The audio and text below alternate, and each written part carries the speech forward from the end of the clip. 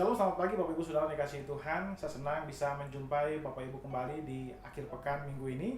Dan kembali sebelum kita memulai aktivitas kita akan merenungkan firman Tuhan terlebih dahulu. Nah Bapak Ibu Saudara, firman Tuhan hari ini merupakan bagian penutup dari khotbah di bukit, yaitu Matius 7 ayat 28 sampai 29. Saya akan membacakan bagian firman Tuhan ini bagi Bapak Ibu Saudara. Demikian firman Tuhan. Dan setelah Yesus mengakhiri perkataan-perkataan ini, takjublah orang banyak itu mendengar pengajarannya, sebab ia mengajar mereka sebagai orang yang berkuasa, tidak seperti ahli-ahli Taurat mereka.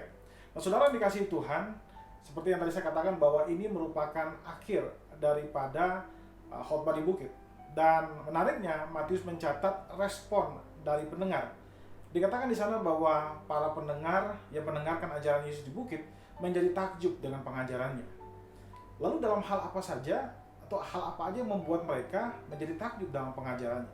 Dan mengapa pengajarannya dikatakan berbeda dari pengajaran ahli-ahli Taurat? Nah, saudara dikasihi Tuhan, ada dua hal yang bisa kita lihat di sini tentang bagaimana pengajaran Yesus sangat berbeda dengan pengajaran dari para ahli Taurat atau orang-orang Farisi.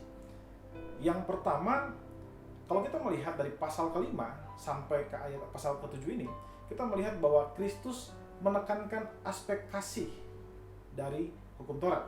Nah, kalau saudara melihat ketika saudara membaca bagaimana para ahli Taurat dan orang Farisi mereka mengajarkan umat Israel tentang hukum Taurat, mereka menekankan aspek hukum, konsekuensi apa yang akan terjadi jika sampai mereka melanggar hukum Allah. Tetapi Yesus berbeda, dia mengambil dari sudut pandang yang berbeda.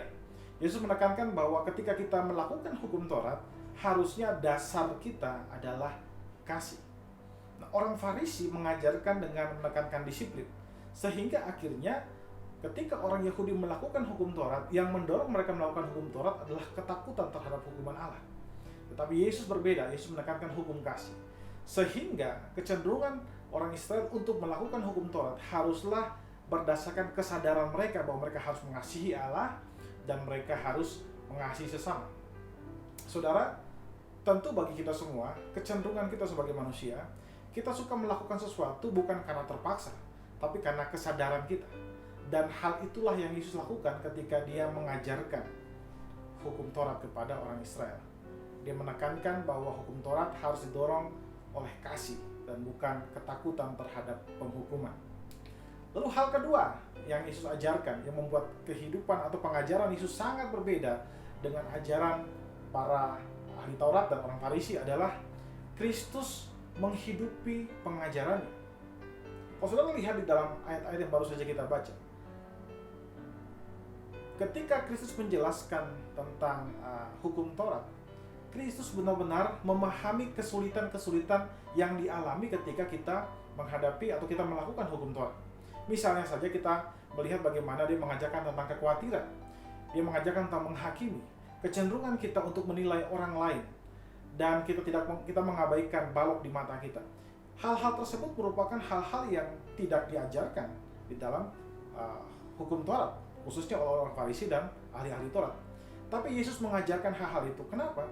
Karena Yesus mempraktekkan itu, dan karena dia mempraktekkan itu, dia mengetahui benar kesulitan-kesulitan yang dialami ketika kita berusaha mempraktekkan hukum Taurat dengan benar. Dan kesulitan-kesulitan itu Yesus angkat dan Yesus bahas. Itulah yang membuat pengajaran Yesus sangat berbeda dengan pengajaran dari ahli-ahli Taurat dan orang Farisi. Orang ahli Taurat dan orang Farisi mereka menekankan pengertian dari hukum Taurat, jangan begini dan jangan begitu, dan mereka mengabaikan kesulitan-kesulitan yang jemaat alami atau orang Israel alami, orang Yahudi alami ketika berusaha mempraktekkan hukum Taurat. Akhirnya pengajaran mereka menjadi sangat kering, pengajaran mereka mengawang-awang, pengajaran mereka tidak mendarat ke dalam kehidupan keseharian, sehingga membuat pengajaran atau ajaran tentang hukum Taurat itu menjadi jauh dari kehidupan nyata. Tuhan Yesus berbeda, dia mempraktekkan lalu dia merefleksikan itu, dan dia kemudian menemukan ada kesulitan-kesulitan, dan kesulitan-kesulitan itu dia kupas satu persatu, seperti sudah kita lihat di dalam pembahasan-pembahasan kita sebelumnya.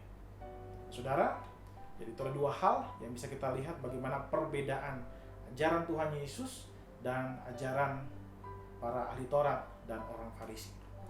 Biarlah kita semua, kita juga menghidupi pengajaran Kristus, kita mempraktikkan dalam kehidupan sehari-hari, dan kita mempelajari pengajaran Kristus. Karena pengajaran yang Yesus ajarkan dalam khotbah di bukit adalah pengajaran-pengajaran yang membumi, yang menjawab kebutuhan kita sehari-hari. Tuhan Yesus memberkati kita semua. Mari kita tundukkan kepala, kita satu dalam doa. Ya Tuhan Allah Bapa kami bersyukur buat seluruh kasih karunia bagi kami. Terima kasih jika Engkau sudah membimbing kami untuk mempelajari tentang khotbah di bukit.